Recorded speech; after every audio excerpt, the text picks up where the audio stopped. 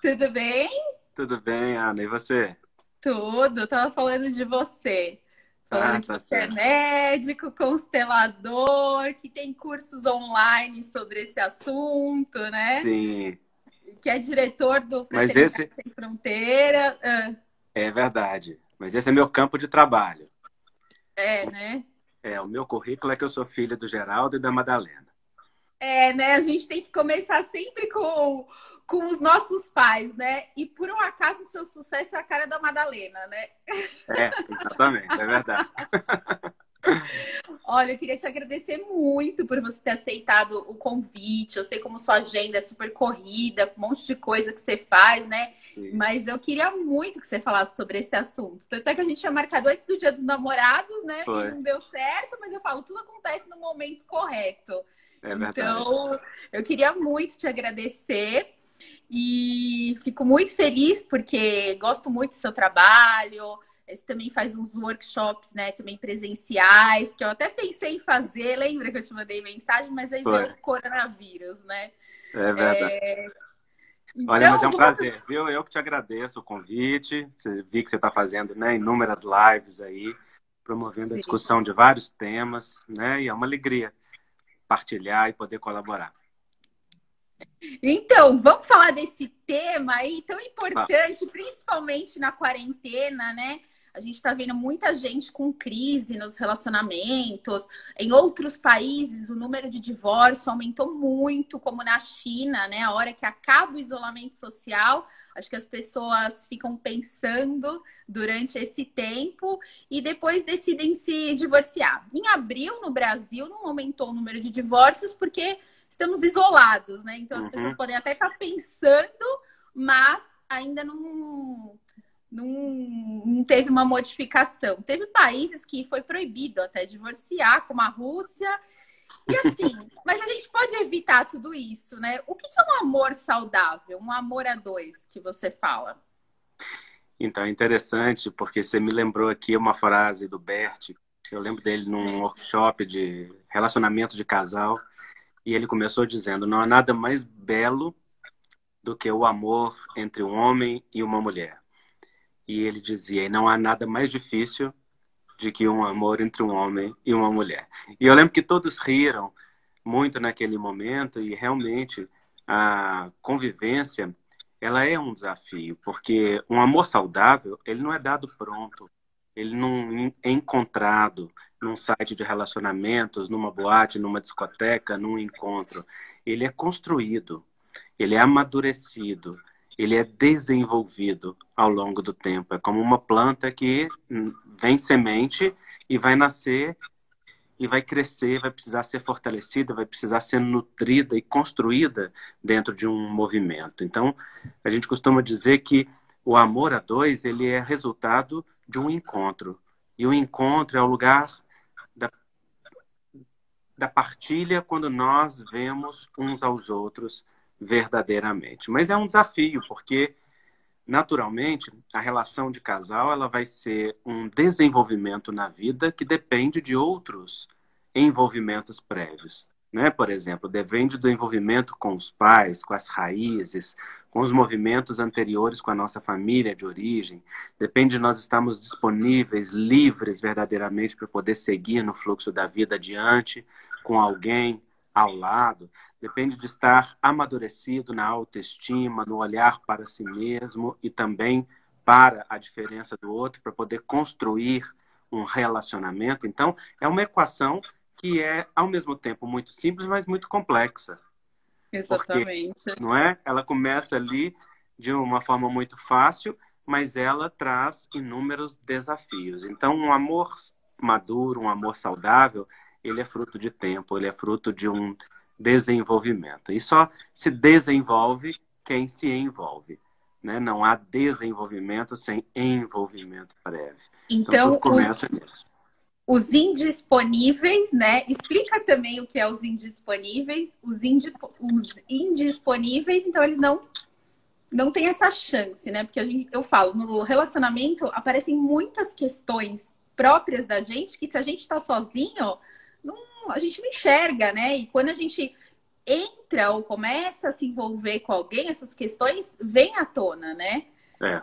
E outra coisa que você falou muito interessante é que, assim, antes de estudar, por exemplo, direito sistêmico, né, que fala das constelações familiares, é baseado no Bert Hellinger, eu não conseguia enxergar que vinha todo um sistema por trás daquela pessoa, né? E quando você muda esse olhar, a diferença que faz nas suas relações.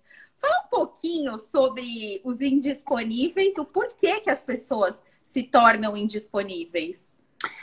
Então, nós todos falamos que nós queremos um amor, mas não basta querer um amor, é preciso estar disponível para um amor. Disponível para um amor é você estar disponível para seguir respeitosamente na relação com alguém. Há pessoas que querem apenas uma relação sensual, uma relação de prazer, uma relação fortuita, uma relação que ocupe um espaço de um vazio, sem que cresça verdadeiramente ali o espaço de uma intimidade a dois ou de uma construção de um relacionamento. É que para estar verdadeiramente disponível para um relacionamento, nós precisamos estar enraizados.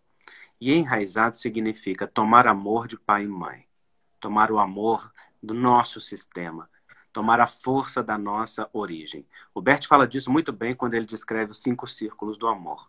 Ele diz que o primeiro círculo é tomar o amor dos nossos pais como casal.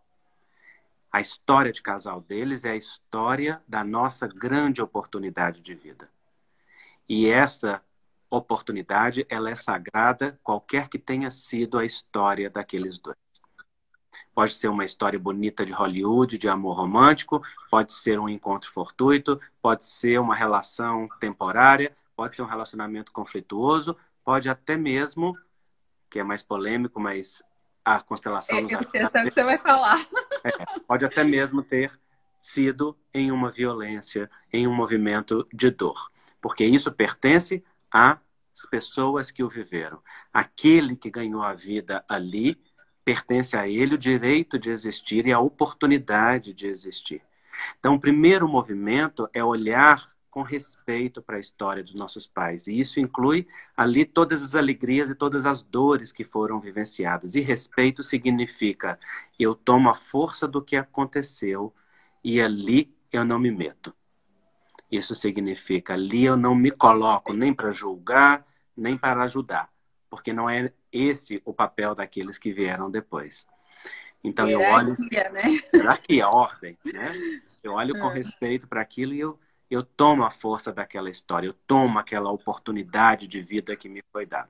Depois disso, o segundo círculo do amor é a infância e a juventude, é a nossa história com esses pais. É essa oportunidade de nós existirmos como misturinha deles e ter experimentado ou não o amor deles. E aí, claro, é um caldeirão fervente, porque nós temos aí as histórias mais complexas. Você é advogada, você sabe mais do que ninguém, não é? O quão conflituoso é esse cenário. Mas, qualquer que seja ele é o nosso desenvolvimento. Seja tendo muito ou tendo pouco, todos nós somos marcados pelas presenças e pelas faltas deste momento de infância e juventude. Pertence à autonomia da vida adulta que a gente equacione isso, elabore isso na nossa vida adulta, aprendendo a dar um passo além naquilo que faltou, ou naquilo que sobrou, ou no rearranjo que é necessário diante da nossa história de juventude. Ou seja, suprindo as nossas próprias faltas, dando à nossa criança interior o que ela precisa, fazendo por nós o que esperávamos que os nossos pais fizessem. E aí é que vem, então, o momento da relação de casal. Que vem o momento do você estabelecer-se. E até primeiro é no mundo, né? Você estabelecer no mundo quanto trabalho. E depois desse movimento de casal, porque o trabalho vem até mais fácil, porque ele vem como uma sequência natural do desenvolvimento. E o casal vem depois como uma construção, como um movimento que vai além. É aquele movimento que diz assim, eu tomo a força do que veio, eu agora me ocupo de construir a continuidade disso. No usufruto do que foi dado e também na continuidade do que pode ser. Então, é isso só para dizer que se nós não tomamos a força da história dos nossos pais como casal ou da nossa infância e juventude, deixamos buracos e lacunas aí, nós vamos para a relação de casal. Nós temos a ânsia da relação de casal, porque ela é inata, ela é natural, né? O desejo flui com naturalidade. No entanto, nós ficamos ali ainda fixados naquela necessidade infantil, naquele movimento de amor interrompido para pai e mãe, etc. Não é que vai precisar uma hora ser completado, porque senão você vai demandar que o parceiro ou a parceira seja para você o pai ou a mãe que você não teve, ou o que você esperava, imaginava de pai e mãe, não é? Sim, quando você não aceita, né, o que você recebeu e você quer mais dos seus pais, mas na verdade você fica cobrando de outras pessoas, né? É, exatamente. E aí ninguém tem para dar aquele amor que só pai e mãe podem dar. Então, por mais que o pai, a mãe, o marido, que a esposa, que o namorado, que a namorada queiram dar, estejam disponíveis para dar, eles não serão aptos a suprir esse espaço, né? Porque aquela necessidade íntima, infantil, está voltada para os pais. Então, há muitas pessoas que querem ir para a relação de casal, mas continuam profundamente presas nessas necessidades infantis. Esta é uma forma de indisponibilidade. Outra é você se emaranhar naqueles vínculos que em constelação familiar nós chamamos de amor cego, com os membros do seu sistema que vieram antes de você. Amor cego é aquele desejo natural de amor do filho de fazer algo por aqueles que vieram antes. É o desejo de um filho de curar a dor no coração do pai, da mãe, de salvar pai e mãe, de mudar o destino, de ser parceiro daquela mãe que ficou sozinha e o filho viu ser abandonada ou sentiu que foi, ou recebeu a narrativa de que era abandonada por parte dela. Enfim, todas aquelas formas e movimentos em que nós passamos a ocupar um lugar que não nos pertence e saímos do lugar de pequenos e entramos no lugar dos grandes. Por exemplo, ocupando o lugar dos nossos avós, que frequentemente estão excluídas porque os pais têm uma rixa com eles ou têm uma dificuldade com eles, e aí o filho vai querer ser pai do pai ou pai da mãe, ou nos metendo no meio daquela relação de casal, porque os próprios pais colocavam, fazendo os filhos de aviãozinho, ou utilizando aquela disputa entre um e outro, ou o próprio amor do filho se coloca lá querendo fazer algo por aquela história. Todas essas formas de emaranhamento são formas de indisponibilidade. Porque então o filho que está casado com a mãe, a filha que está casada com o pai, não tem lugar verdadeiro na alma para um novo homem, para uma nova mulher. Vai reproduzir aquela relação que critica, que viu, que aprendeu, etc. Então tem muitas formas. A gente podia ficar falando de indisponibilidade aqui a live inteira, porque, na verdade, falar de emaranhamento, né? Eu falo assim, que só o fato do dia que eu descobri o que era boa consciência e o que era má consciência, eu falei, as pessoas chegam no meu escritório para falar do seu divórcio, dos seus problemas, às vezes eu consigo enxergar assim, nossa, ela só estava na boa consciência, né? Faltou aquele casal se olhar um pouquinho, que a boa consciência é a gente repetir os padrões da nossa família, né? Por exemplo, numa família em que os homens, que o pai, o avô, o bisavô, todos tinham várias relações, o filho vai viver várias relações como uma forma de pertencimento com a consciência absolutamente leve. Para ele, aquilo é pertencimento.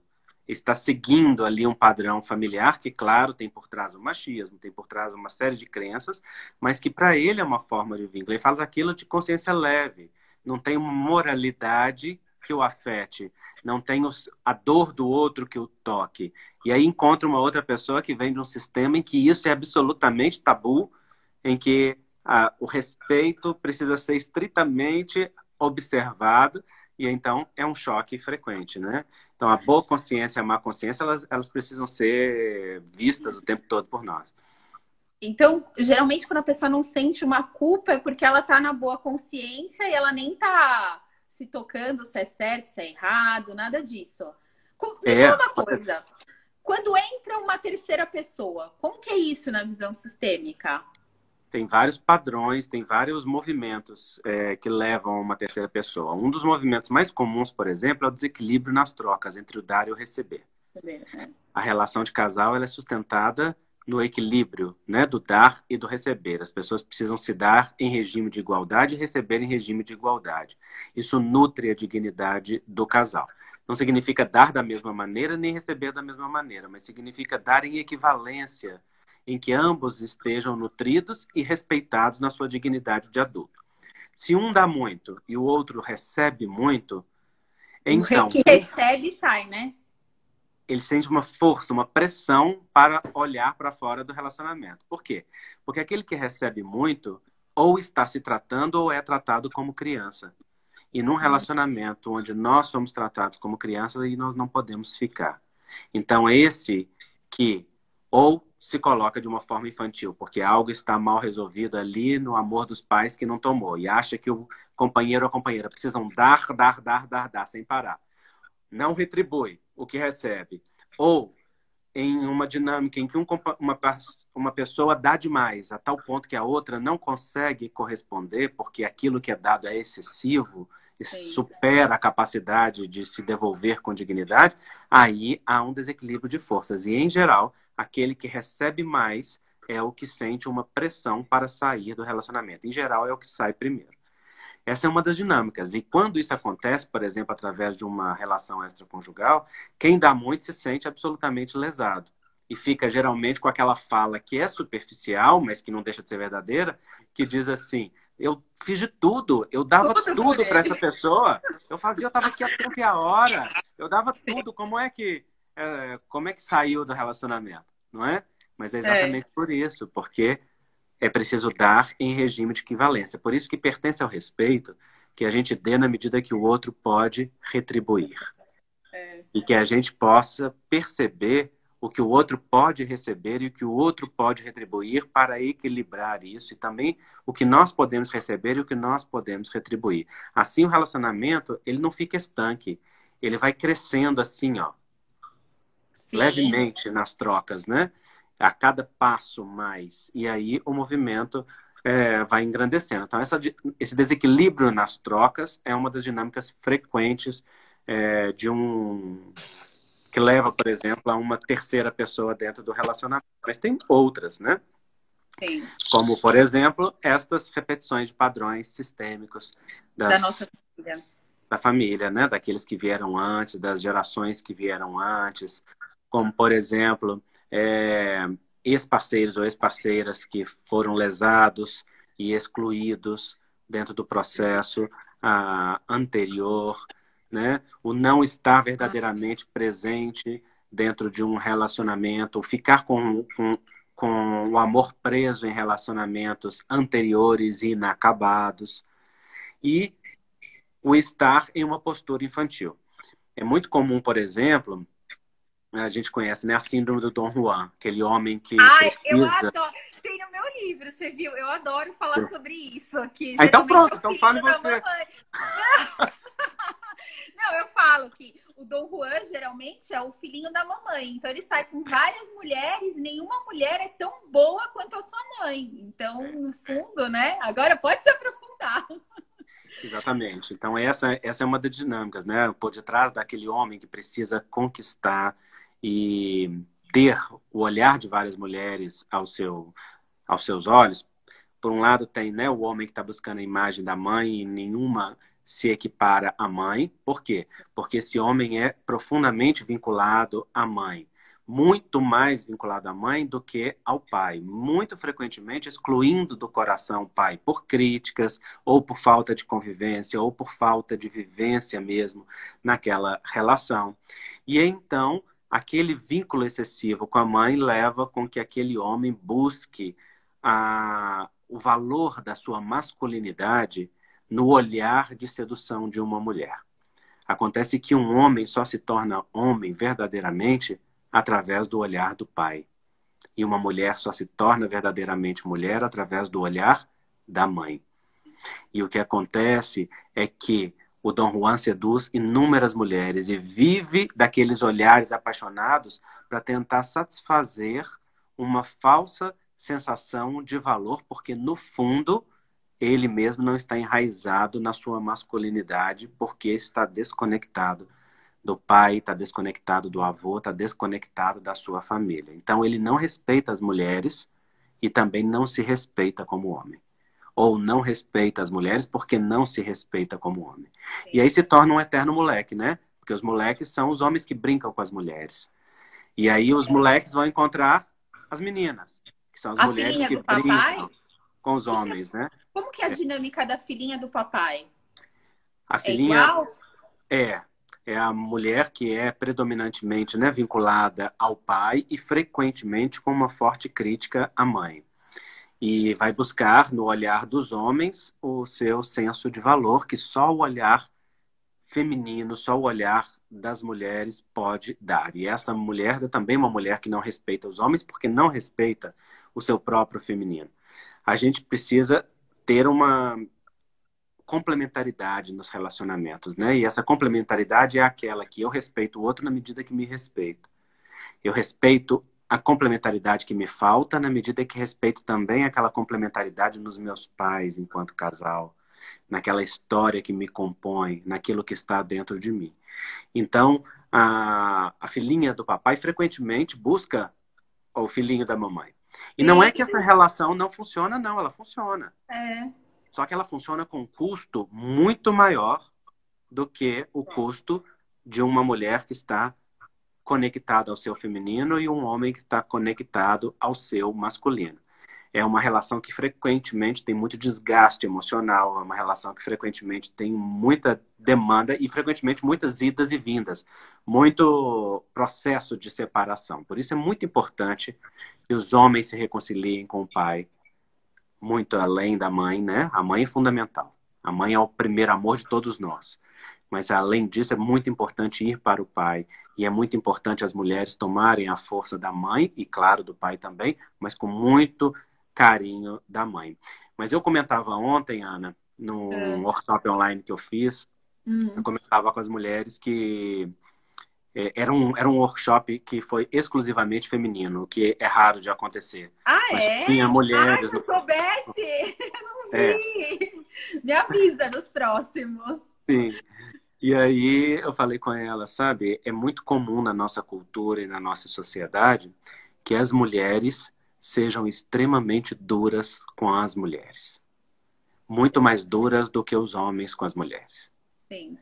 Eu tenho visto que o olhar de muitas filhas para as mães, de muitas mães para as avós, é de uma cobrança tão grande que não percebe que estão sendo mais machistas do que os próprios homens machistas.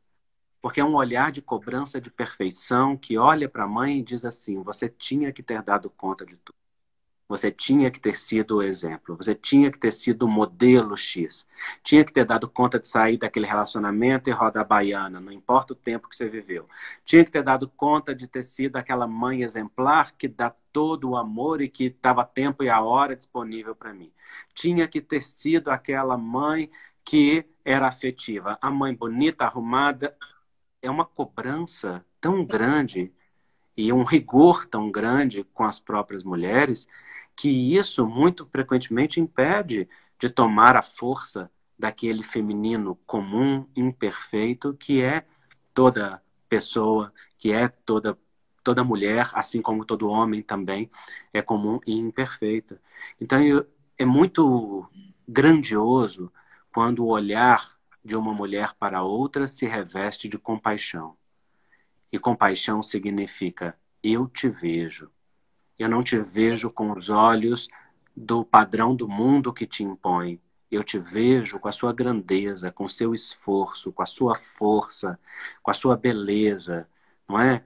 Não é justo que que a mulher, que o homem de hoje, de 2021, olhe para as nossas avós e digam para elas que lá atrás elas tinham que ter vivido com o vovô uma relação diferente.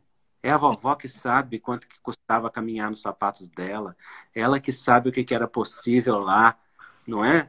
E na sua Então, nessa sua fala, nessas suas falas, a gente enxerga o quanto é importante a nossa relação com os nossos pais, com os nossos avós, para a gente dar certo num relacionamento, né? O quanto isso influencia na sua vida depois. É muito legal esse seu olhar. Eu falo que depois que eu conheci as constelações, a minha vida mudou. A filosofia do Bert Hellinger, hoje o tema específico é relacionamento, mas é para tudo, é para o trabalho, é para amizade. É. E você falando disso, da importância da gente amadurecer em relação a tudo que... Agradecer, né, do jeito que foi, porque a gente vê muita gente você fala assim, muita gente reclamando, ai, meu pai deveria ter feito isso, minha mãe deveria ter feito isso por mim, e não fizeram, e é uma cobrança, é tipo, onde estão as moedas? Eu falo É. que você não aceitar as moedas do jeito que foi, que era o pai certo e era a mãe certa, né? Você não consegue ir para a vida. E aceitar aquilo que foi dado, aceitar os pais, a história que a gente teve, não é aprovar. É exatamente, você Exatamente, fala isso, ó. não é aprovar, é exatamente desistir de julgar. Exatamente. É sair do aprovar, é sair do desaprovar, é olhar para a grandeza do que foi dado e tomar a força do que pode. Sabe, eu fico encantado na África com as árvores, Ana, nos Ah, trabalhos da Humanidade Sem Fronteiras. O terreno é absolutamente seco e as árvores são sempre frondosas. E eu fico nossa, pensando como que essas árvores podem ser tão frondosas com terrenos tão secos. sim, E a resposta é que elas não perdem tempo acusando o terreno. Elas aprofundam a raiz sim, e vão buscar lá no mais profundo, aonde sempre tem um lençol freático de abundância à disposição. E sim, é ali que vem a força. E então na superfície tem sempre vida, porque as raízes são profundas. Então é preciso que a gente saia do olhar moral para os nossos pais, do olhar infantil de cobrança, para vê-los verdadeiramente. Por que eu estou falando isso e isso é tão importante? Porque, olha, nos workshops presenciais de constelação, nos atendimentos individuais ou online, nos cursos online que eu dou nesse tema, eu percebo, e, claro, todos que trabalham com constelação, que a grande maioria dos problemas de casal não dizem respeito ao casal. Dizem respeito a questões anteriormente não resolvidas com os pais. sim. E que é projetada dentro daquela relação de casal e que sobrecarrega a relação de casal. Por exemplo, parentalizando a relação. Quando a relação se parentaliza e um passa a se comportar como pai Ai, mãe, ou como mãe, aí a sim. relação deixa de ser na horizontalidade da vida e passa a ser na verticalidade. E aí, nesse movimento, perde-se o equilíbrio das trocas, porque na verticalidade da vida, um dá e o outro recebe, Sim. né? Então, por exemplo, quando é muito importante dentro de um relacionamento estabelecer poder, se verticaliza a relação. Porque relação de poder é relação de pai e filho. Aonde um precisa mandar e o outro precisa obedecer, aonde é o do meu jeito, aonde tem que ser a minha regra, onde tem que ser da minha forma, onde tem que ser do meu padrão, então parentaliza aquela relação e ali se perde uma troca equilibrada, né? Jung dizia, né, que o oposto de amor não é ódio. Afinal de contas, o ódio é uma Eu forma falo de isso. amor Entendi. adoecido. A O, diferença, não é? Do oposto é, do amor. o oposto de amor é poder. Ai, poder? É poder. E aí, aonde o poder entra, diz Jung, o amor sai pelas portas do fundo. Aonde eu Hum, quero mandar, eu me imponho. E o Bert Hellinger diz, em uma relação, quem se impõe, perdeu. Ou hum, seja, quando eu passo a querer comandar, eu posso até ter a obediência do outro, eu posso até conseguir controlar o outro, às vezes até manipulando a baixa autoestima, a dificuldade do outro de se impor, de ter sua vontade, de se colocar. No entanto, se perde. O que que se perde? Se perde a dignidade de uma troca equilibrada e de um crescimento de profundidade afetiva e intimidade afetiva. Fica uma relação de mando, de poder, de comando, que é uma relação parentalizada e que muitas vezes vai refletir a relação que tivemos com os pais ou sim. que tentamos fugir delas, né? Então é muito importante olhar para essas questões, porque todas elas estão na dinâmica de um relacionamento a dois e às vezes impedem aquela planta que tem uma raiz possível e uma força de vida de crescer e de se tornar verdadeiramente algo frondoso, porque é matado ali, né, pelas questões que não são olhadas, que estão ao redor. É, eu coloquei até uma frase no meu livro do Bert, que é justamente essa, né? Da mulher que ocupa o lugar de mãe, o cara vai procurar uma outra fora, né? E serve, eu acho que vice-versa, porque A gente não tá no papel que é nosso. Por isso que eu acho muito importante. Eu queria, sabe assim, quando eu falo com empolgação para as pessoas, porque eu queria que todo mundo conhecesse a filosofia do Bert e das constelações familiares, que a gente começa a encontrar as dinâmicas, a gente começa a ver onde não é nosso lugar. Né? Quando você fala dessa relação parental, numa relação de pais e filhos, a gente nunca vai conseguir retribuir o que os pais nos deram, porque é a vida, né? E a gente passa a diferenciar quando a gente está vivendo uma relação que a gente está projetando um pai, uma mãe. É bem legal você abordar nesse sentido, né? Sabe o que eu ia te perguntar também, para você explicar para a gente a influência do amor interrompido. Primeiro, o que é amor interrompido, tá? Porque tem muita gente aqui que está conhecendo a constelação agora, dos meus seguidores. Assim, o que é o amor interrompido e qual que é a consequência disso numa vida adulta, por exemplo? Tá. Amor interrompido é aquela experiência da primeira infância, quando nós somos afastados dos nossos pais, mais particularmente da nossa mãe. Isso acontece mais intensamente com a mãe, mas também com o pai. Mas a mãe, como é o primeiro amor e aquele amor que nos formata, é mais facilmente percebido isso na constelação no amor materno. É aquela falta de oportunidade de você experienciar a entrega ao amor da mãe. Às vezes porque a mamãe morreu, às vezes porque você foi criado por outras pessoas que não a mãe, e não tem outro amor que substitua o amor de mãe, nenhum outro substitui, nem de avós, nem de tio, nem de pai, nem de família adotiva, de ninguém, né? Então, se você não pôde conviver com a mamãe, fica aquele movimento de amor interrompido na direção da mãe.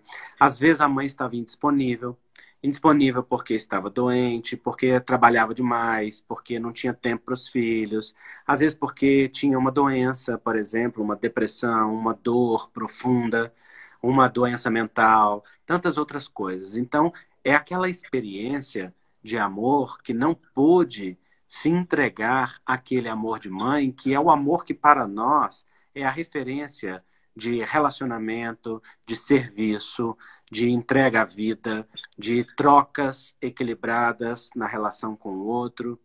E então, naturalmente, esse amor interrompido, ele vai ficar como uma falta na alma. E é comum que quem tem esse amor interrompido vá buscar depois esse amor na companheira, no companheiro, no serviço, na sociedade, num ideal, num outro caminho que não tem isso para dar. E então, em algum momento, vai ter que completar essa entrega. Ou seja, vai ter que ter a oportunidade de olhar para o amor da mãe. O que é impossível numa constelação familiar, por exemplo, onde você tem a oportunidade de ver o amor da mãe. Às vezes de uma mãe que nunca se conheceu, que não se sabe, né? E tem vários métodos para isso, para poder olhar esse amor. Então não tem lugar nenhum que tenha esse amor de mãe. Um lugar mais comum que as pessoas buscam, além do companheiro ou da companheira, é nos filhos. E então vai buscar nos frutos aquilo que só as raízes têm para dar. E aí sobrecarrega os filhos com um amor, né, com uma exigência, com uma demanda que às vezes é mascarada de cuidado, de preocupação, de dedicação, de atenção, mas que está excessiva, porque toma o espaço inteiro da vida afetiva daquela pessoa. O fato é que esse amor é muito peso. Então, esse amor interrompido, em algum momento, ele precisa ser completado, né? E essa entrega ao amor de mãe precisa ser completada. Ou ao amor de pai.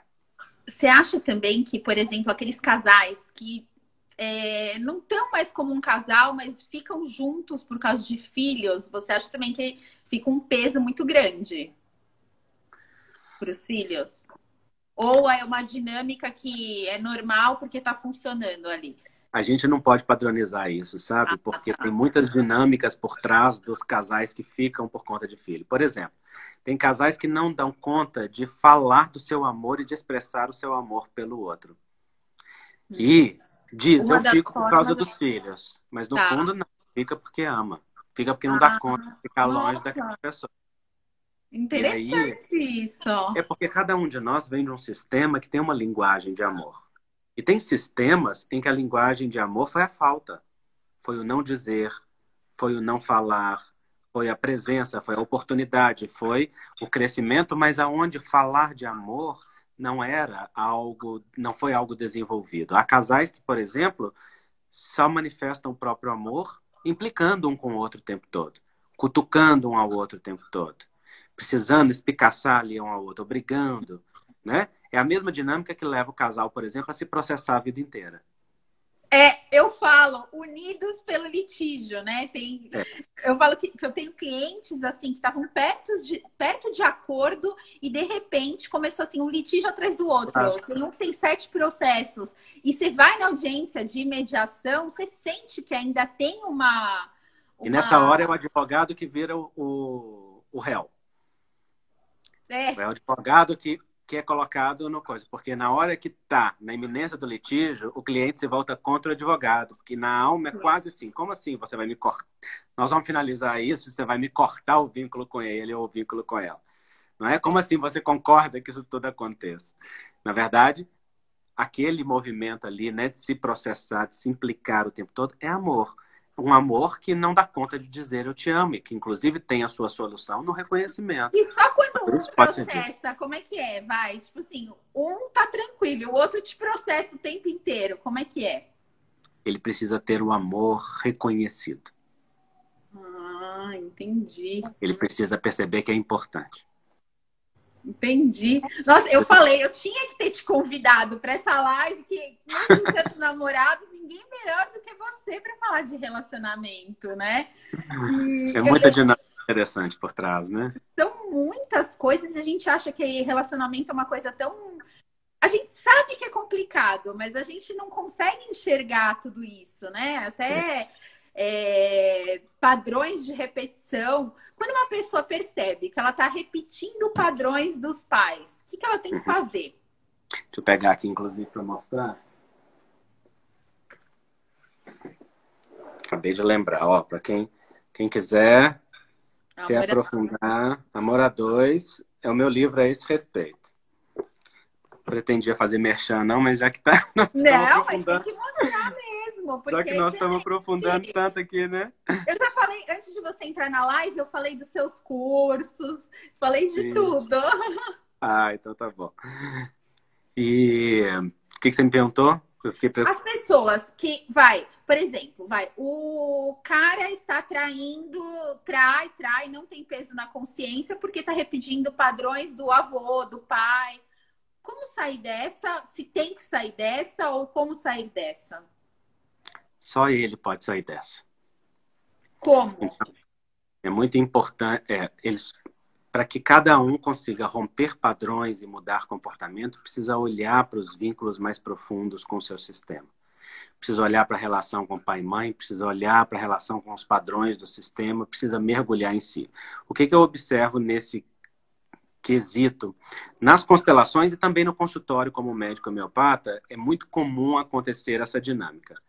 As mulheres costumam querer assumir pelos homens esse papel de cura. Então é comum, por exemplo, esposa marcar constelação para marido, namorada levar namorado para constelar ou para consultar, e eles vêm sempre como crianças.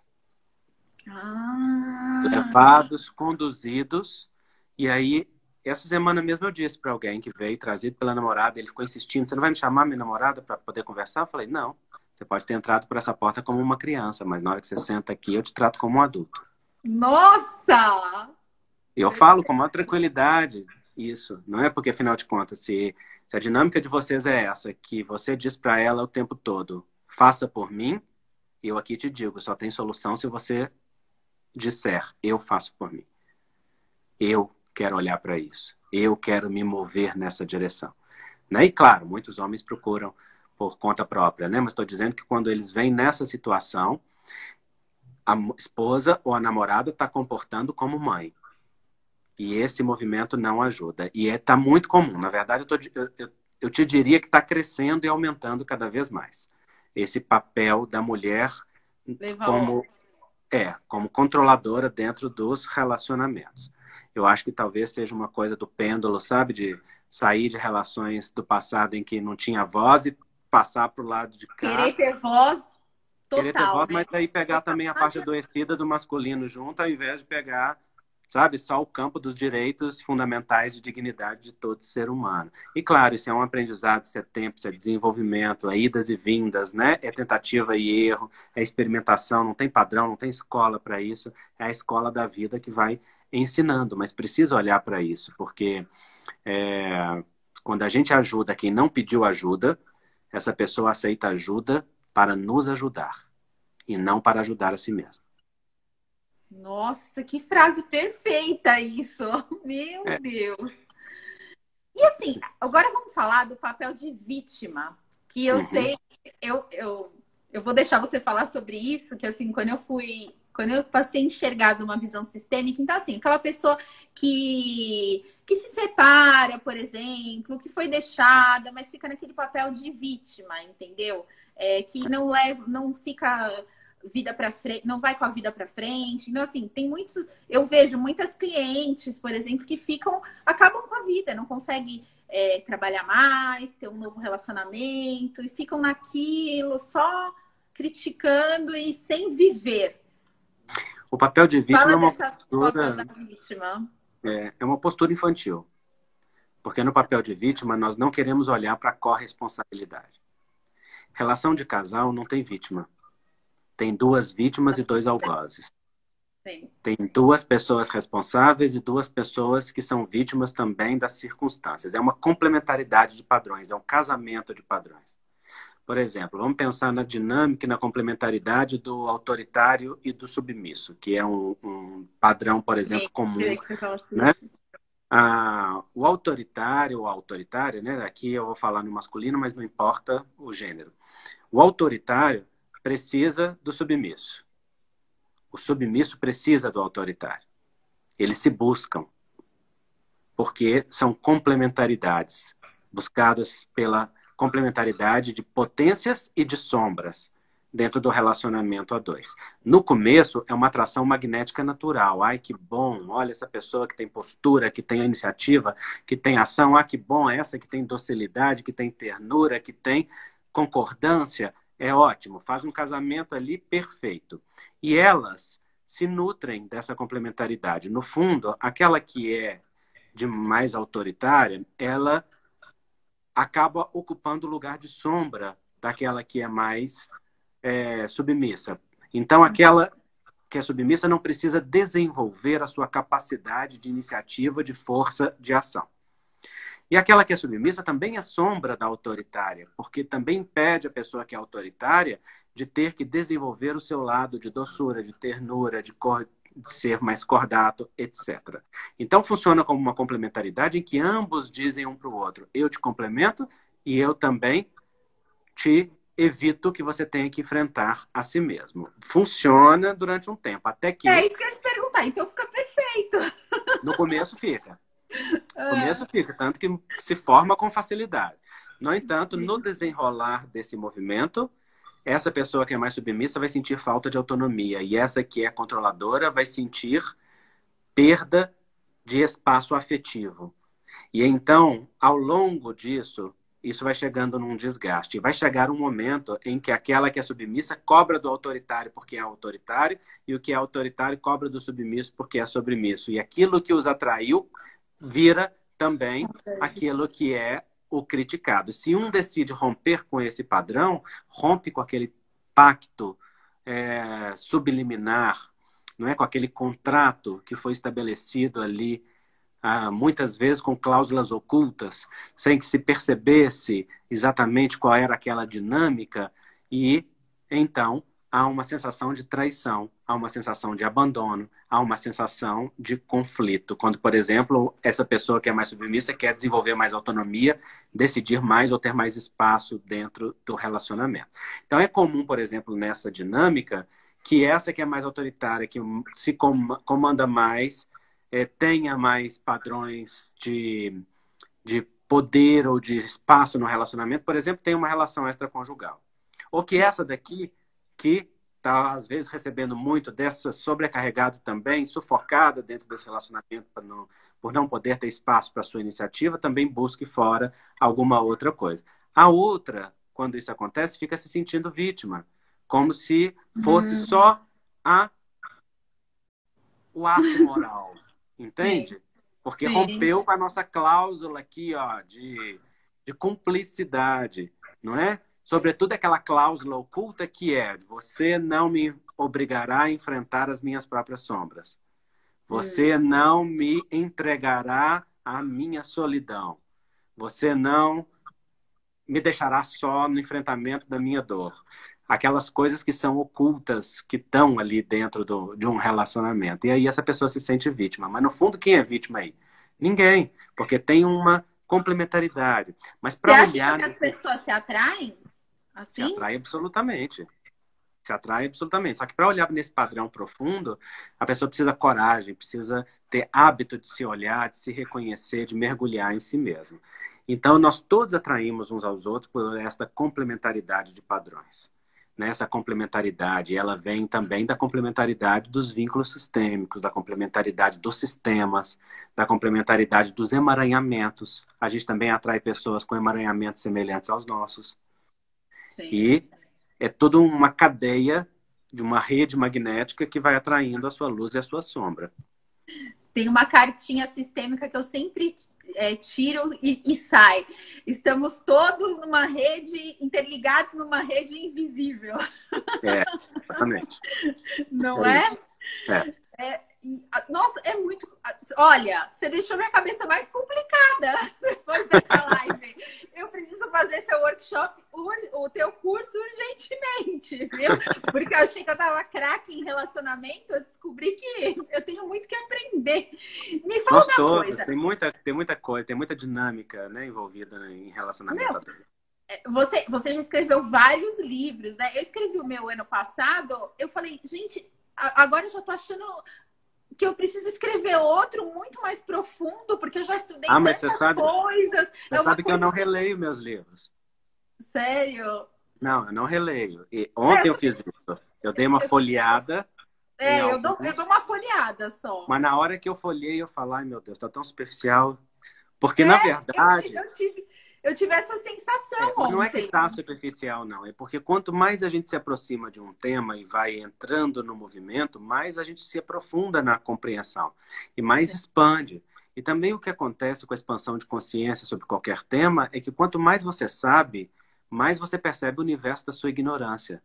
Porque quanto mais amplo é, né, a capacidade de você visualizar ou perceber algo, mais você percebe que existem domínios e nuances que não foram ainda percebidas ou exploradas. Então, eu acho que esse é um processo natural, ele acontece o tempo todo. E me fala uma coisa, eu vou te fazer duas perguntas para a gente finalizar a live. A última delas, você falou assim, por exemplo, num relacionamento extraconjugal, você falou da dinâmica do casal. E o terceiro? Qual que é a dinâmica do terceiro ali? A dinâmica do terceiro é da indisponibilidade por um amor verdadeiro. Porque aquele que ocupa o lugar de terceiro não se dá verdadeiramente a oportunidade de ter alguém. Eu me lembro de uma cliente que, na verdade, era uma cliente de homeopatia. E um dia, na consulta, ela estava muito brava. Chegou nervosa. E aí eu perguntei para ela, por que você está tão brava assim? Ela falou, é o meu namorado. Ele não vai passar o final de semana comigo. Eu falei, o que aconteceu? Ele decidiu passar com a família dele. Aí eu disse, com os pais? Ela disse assim, não, com a esposa e com os filhos. Eu falei, então ele é casado? Sim, você é outra. Não falei com essas palavras, né? Mas eu falei, você é um segundo relacionamento dele. E ela disse, sim. E então eu perguntei, e qual é o motivo da sua insatisfação com ele? Bom, é porque ele preferiu ficar com a família do que ficar comigo. E aí eu perguntei, quando você começou a relacionar com ele, você já sabia que ele era casado? E ela disse sim. Eu falei, então tá tudo certo. E ela ficou me olhando com a cara assim, ela falou assim, tá tudo certo como? Eu falo, olha, tá tudo certo, afinal de contas ele está sendo coerente com o que ele te propôs. Ele te ofereceu o lugar de amante, o lugar de ser a segunda, aquela que tem o tempo que lhe resta, e não o espaço no palco principal da vida dele. Ele está sendo coerente com aquilo que ele te ofereceu. O que eu não compreendi ainda é porque que você se permite a indignidade de ter alguém fragmentado quando pode ter alguém inteiro ou de ser tratada como pedaço, quando pode ser tratada como um ser com toda a sua dignidade. E aí eu lembro que naquela hora uma lágrima dela rolou.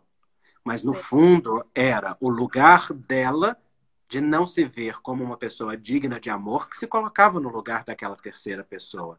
Então buscava alguém indisponível e precisava disputar com outra mulher, ao invés de conquistar o seu espaço, está traindo alguém verdadeiramente disponível para ela. Não é? Sempre que você tem que disputar com alguém algo, você está fora do seu poder pessoal, não é um espaço de valor real. É que na dinâmica familiar, ali, havia questões mal resolvidas com a mãe, principalmente, com a avó, com questões muito importantes que entram na nossa autoestima fundamental. Né? E isso precisa ser olhado, porque sem isso não é possível você olhar para uma dinâmica que está por detrás. Agora, sabe que coisa interessante? Muito frequentemente, uma terceira pessoa está a serviço de manter o casal junto. Eu sei disso. Que dá um equilíbrio para o casal, né? Isso significa que muitas pessoas só ficam juntas quando tem uma terceira equilibrando ali, porque no desequilíbrio das trocas entre eles, na incapacidade de dialogar, de estabelecer contato, etc., isso acontece. Eu me lembro, eu brinco sempre nos workshops, as pessoas riem, mas eu falo assim, olha, eu li um livro de uma filósofa chamada Bruna Sofistinha, e ela me contava, e é verdade, eu li todos os livros dela, eu quis ver qual era, aliás, biografias me encantam, né? Histórias de vida me encantam, sempre me encantaram. E eu quis ver qual era a perspectiva de uma mulher que se prostituía, quais eram as suas experiências, qual era a sua narrativa. E uma das coisas que ela contou me chamou a atenção. Ela dizia assim, muitos homens me procuravam na hora do almoço apenas para conversar. Muitos para aliviar o estresse do trabalho, seja através do sexo ou através de uma conversa ou de simplesmente um tempo com carinho. E eu lhes perguntava, você não tem isso na sua casa com a sua esposa? E eles sempre diziam, não, com ela eu não posso conversar, com ela eu não tenho diálogo, com ela eu não tenho troca. Com isso, claro, eu não estou falando aqui que as mulheres eram responsáveis por aquilo, né? Porque a gente tende a ter um olhar muito unilateral que culpabiliza, não é? Se trata disso. Se trata de que naquela dinâmica ali não havia sido estabelecido o espaço de troca profunda entre eles. Às vezes porque eles mesmos, os homens, se colocavam num lugar infantil, às vezes porque idealizava demais a mulher, então a mulher precisava ficar naquele lugar idealizado, assim como a mãe era idealizada, e aí ia buscar fora de casa a outra. Enfim, tem muitas dinâmicas diferentes aí, mas muito frequentemente uma terceira pessoa está a serviço de manter o casal junto. E aí é interessante porque para essa pessoa é muito frustrante, porque ela tem a expectativa de que aquele relacionamento será terminado e ela vai ter espaço. E o que acontece? E, na verdade, ela está ajudando, né?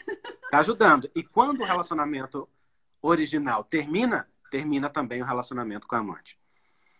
E ao invés dela ter o espaço de dignidade, na verdade, ela também é substituída. Então, é cada um que tem que mergulhar dentro de si e ver a sua própria... o encontro com a sua própria dignidade interior, porque senso de valor não é dado pelo outro, é dado pela conexão com as nossas raízes.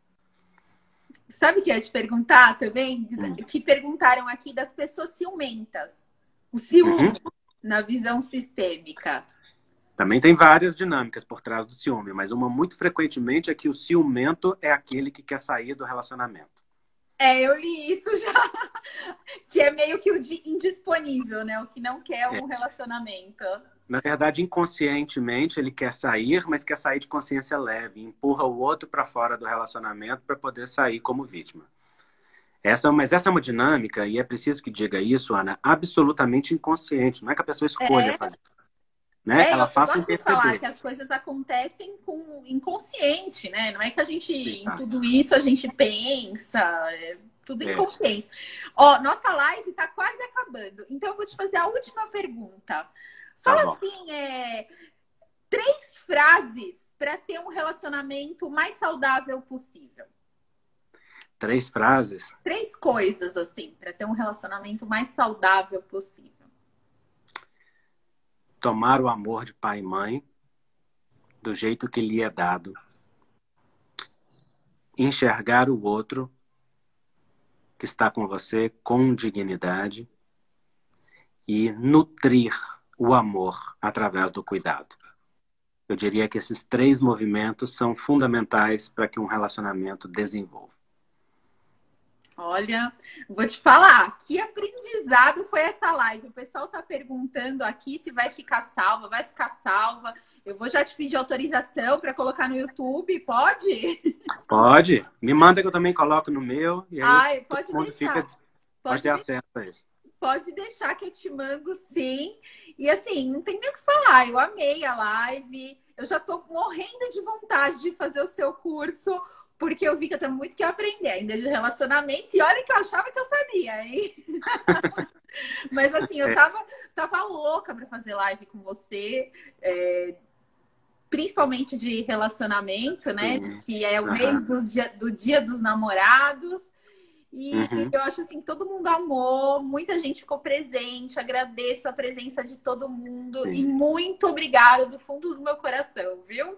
Eu que agradeço, viu? Eu te confesso que eu tenho estado bastante recolhido, feito bem poucas lives, mas a sua foi uma que, quando eu recebi o convite, me encheu logo e eu tive o meu sim interno para ela. Que bom. Né? Então, é uma alegria a gente poder trocar, né? Que seu trabalho cresça, que as pessoas que estão aí nos acompanhando, né? Eu estou vendo aqui tantos comentários carinhosos. Nossa, gostaria de ter podido lê-los e acompanhar, mas olha, eu deixo todo mundo um abraço aí para todo mundo. Muito seu curso aqui, vários alunos seus aqui, ó, elogiando. Eu tenho 2 cursos, um é dos principais temas, né? De constelação familiar. Em breve eu vou abrir outra turma. E o de relacionamento a 2, que é a parte da constelação e também de outras questões da psicologia aplicadas ao desenvolvimento da relacionamento de casal e do fluxo da vida, né? Então, são 2. Mas todas as pessoas podem encontrar no meu site, andreimoreira.com. Também vi várias pessoas perguntando onde encontram meus livros. Não. Vocês encontram na Amazon e encontram também na candeia.com, que é uma distribuidora que distribui os meus livros. Então... a Candeia também tá com o meu. Ótimo aí, ó. Maravilhoso. Que bom, né? Tá certo. Obrigada, viu, gente? A live vai ficar salva. E, pode me esperar na próxima turma. Tá certo. Com muita alegria, viu? Obrigada. Obrigado pelo convite. Um abraço. Beijo, bom domingo para vocês. Tchau.